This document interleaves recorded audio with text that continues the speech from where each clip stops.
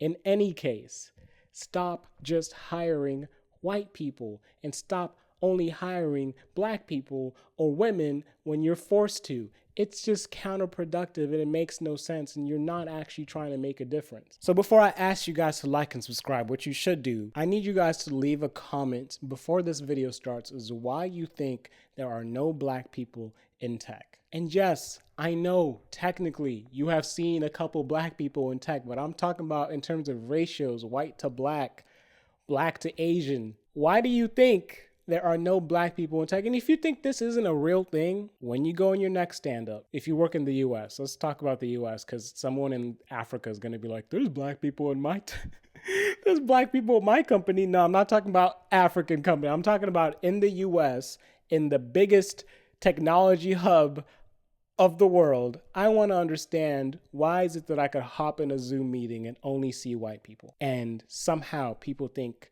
there's no problem there? So with that being said, let's talk about it. So a little bit over a year ago when I made a video about this topic, it was a lot of the same talking points that I'm going to bring up now because it's still very relevant. Keep in mind, this is still in a new age where people are learning more and more about what coding is. There are helpful avenues to get people who can't afford a 4-year degree. There's way more help than ever before, which is a good thing, right? But overall, the numbers aren't that much different from before. So I really wanted to key in on some of the most important pillars as to why I think there are no black people in tech, or not that many. One, racism. You knew that was going to come up. Don't be mad in the comments. You knew that was going to come up, and that's okay. We could discuss it. Two, programming is it's pretty new. In the grand scheme of things, computer science is a very new thing. Three, black culture. These are the three things I feel like are doing the most in terms of not having a lot of people who look like me in tech. So if you think racism isn't a problem in tech, if you think just because you and your white homie, you're chilling and you've never said anything negative to a black person, that's okay.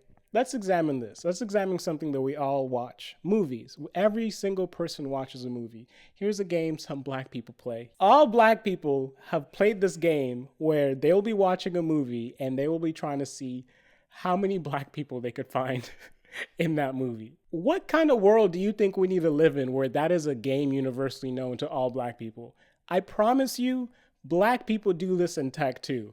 We like to count how many black people are in this company. I genuinely feel like this is how it works in tech too. In movies, there'll be the producers, there'll be the studio, it'll be a studio that's ran by a white person, hiring producers who are also white. White people hire people to work for them who are also white. Casting directors will hire an all-white cast. Okay, we're talking about the main cast. Oh, we could talk about talent. All right, let's look at the extras. In the background, count how many black people you could find. There's no reason why you're shooting a movie based on LA and all the extras are white. Why it's extras. Like, they don't even get a line and they're all white. So imagine in tech where everything is ran by white people. The company is ran by a white person. They hire white managers, and white managers hire white programmers, and white programmers refer their other white friends. It's as simple as that. Tech has always been a gatekeeping type of culture, a lot of insecure reasons. A lot of people don't even understand or seem to know that programmers, when all of this started, women were the first programmers. And yet, just the same game as other black people play, a woman could hop into a Zoom call with her tech company and do the count of how many women are in this Zoom call. And I guarantee you the ratios just ain't working out. Between racism, sexism, general ignorance about anything, it's no surprise that multiple groups have been shorthanded in getting into tech. But it's always interesting to me that people in positions of power will keep saying this is not a problem. You guys know, like, when Pride Month comes to be and all these companies change their logos into something that's like rainbow related or anything like that to show that we're with you guys. It seems to me sometimes that the only time these tech companies make an effort to hire people of color is only when there's some pressure or a sight on them. Google, for example, has a whole group of recruiters who are dedicated to hiring people who with no 4-year degrees or people from different backgrounds. I've had them hit me up specifically for that. My whole interview process, if I wanted to interview at Google, is completely different than those who would want to interview at Google. It's actually shorter and quicker. And again, are these good efforts? Are these fair efforts? I don't know. But I feel like a lot of these companies only do these things to save face. Point number 2 as to why there are no Black people in tech. Granted, institutional racism has affected the Black community in many ways, in so many ways. And if you don't feel like it's a real thing, that's for another video. I'm not here to dispel ignorance, but here was what I will try to do is just try to show a peek into Black culture. The socioeconomic status of a Black family is way different than one of a middle-class white family. How much a typical Black family holds in savings and income versus how much a typical white family holds in savings and income, go ahead and research that. So after you research that, you got to understand, like, when I was growing up and where a lot of my friends were growing up, they didn't have computers in their house.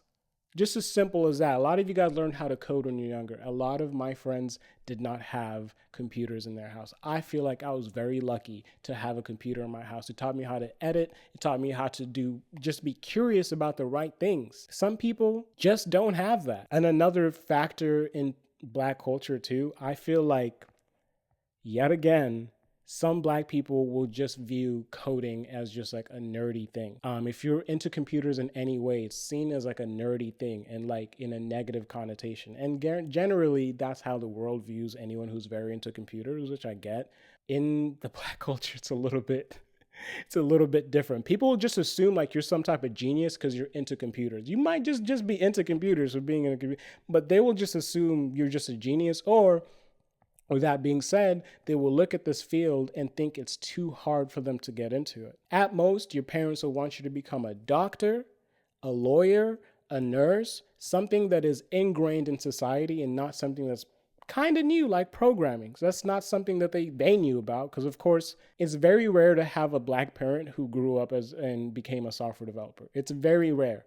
Actually, I don't even think I have friends who are Black who have parents who work in tech. So if they barely grew up with computers, I know for a fact the parents' generation did not touch a computer. Another aspect that I've seen for Black families, which I think I brought up in my last video, is the fact that when it comes to affording school, when I was growing up, when we weren't doing well financially or that well, my mom was always pushing this concept of getting a scholarship. So Black families are more willing to push their kids to pursue sports, not necessarily to get in the NBA or anything like that, but just for the sake of getting a scholarship to go to school and be able to afford school. It's not something a lot of people do. I mean, it's pretty normal to go to college and literally not know what you want to do in college. That's fine. A lot of Black people end up in college and genuinely don't know what they want to do. They will stumble through. They're just like, okay, I'm lucky enough to have made it here, but I didn't even get the privilege to figure out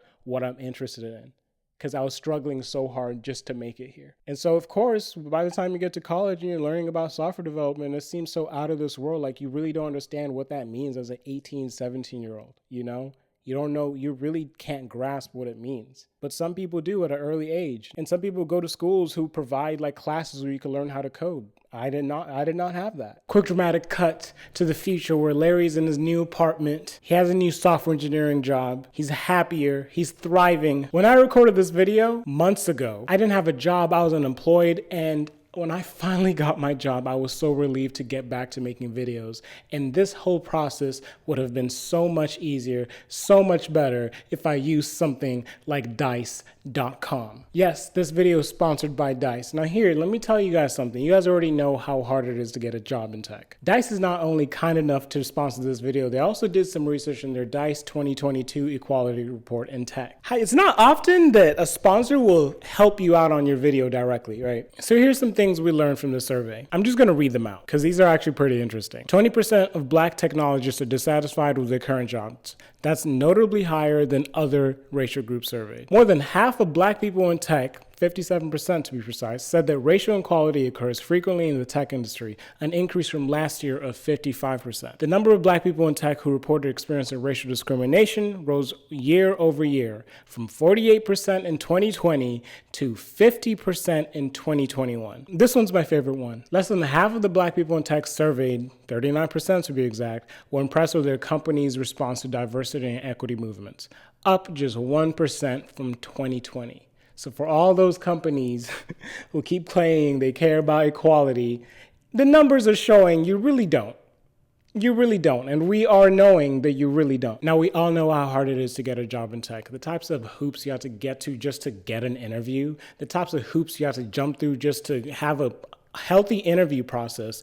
Maybe even if you get lucky, landing a job that you actually enjoy surrounded by people you actually like. Believe it or not, people want to be happy in the jobs that they land. It's just so hard to find a job with all the qualities that you like that will make you happy working there. And that's where Dice comes in. Dice is a tech-focused career platform where organizations and day-to-day people like me who are looking for a job in tech rely on them. Dice is a place that empowers you in your job search so you don't have to struggle as hard in this already stressful system. So when I was looking for a job, I was heavily focused on applying to startups. I knew I could gain so much from working at a startup, right? On most job sites, bigger and smaller companies are all just cluttered together. So sometimes you don't even know the size of the company you're applying to unless you do some deeper research. All this stuff is available on Dice, way easier. If you just want to target startups and nothing else, you could do that on Dice. For me, that's super cool. And even more crucial these days is having as much insight as possible before applying to a job. For example, if you need some insight on what type of salary range this company is willing to give for this specific position, Dice shows you that. Especially for new people in tech, it is so crucial to have some type of data pool so you know that you're either being undervalued, overvalued, or properly valued. You know, a lot of companies like to keep that type of information secret. So that's why I like Dice. You know, it gives you all the information that makes sure you understand what your value is. So with all that being said, if you're looking for a new job right now, please go over to dice.com and get started. At my final point, coding is still relatively new. Every year there's some new learning resource. Every year there's hordes of more people coming into a boot camp or something like that. And every year there's some new scam. Coding is relatively new, but we live in a world where in the past 2-3 years, especially during COVID, a lot of people have seen what tech is doing and they're deeply interested in it. They're deeply interested in just getting a little piece of the cake out of it. And I completely get when you are in a household that's never touched a computer like that, never been interested in computers like that. I completely get being confused about what is coding or what is it supposed to do for my life. I completely understand wanting to take the safe road, but that's the case. For a lot of it's relatively new to the general population in terms of popularity, so you can only imagine what it's like for the Black community. That's why I always push a lot of my friends, learn how to code. You're into mental health, learn how to code. I guarantee you could make something in the mental health space. If you're into shoes or anything like that, learn how to code. I guarantee you there's something in the shoe space. There's so many things you could do in tech that people don't realize. If you have any type of interest, there's damn near always going to be a company out there that's doing something you're interested in. And the best part about it is you can make your own company. That's one thing Black people know how to do, is be entrepreneurs. There's not that's just a fact of life. I think everyone I'm related to has been some type of entrepreneur in their life. And I think tech can really do a lot of positive things for the Black community if we could learn how to get in it or use it to our advantage. So for my conclusion, for you gatekeepers out there, if you want to keep hiring more white people, and I get it, so in some cases, someone is just a better programmer and a better fit for your team. That's not what I'm talking about. But I'm just saying, make an effort to look at those different resumes, man. Make an effort to give a junior developer who's white, you gave them opportunities. Give a junior developer who's Black the same type of, I'll just bank on you and I'll just believe in you. You got to check yourself all the time when you're hiring or dealing with different communities. Not everyone is going to have the same background. I love this message in tech that everyone is dumb. We're all trying to figure it out. That's the type of people I like. Everyone learns and starts from somewhere.